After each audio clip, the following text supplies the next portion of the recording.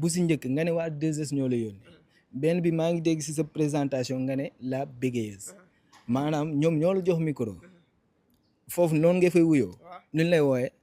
la bégayeuse macha allah à chaque fois damay am li nga xam ne mooy contentement di am mbégte di laqaroo ak yéen tey nag maa ngi fi xam ne mooy weewu l'espoir mais nag waaw l'espoir ñoom yëguñu koor gi ndax fii dafa climatisé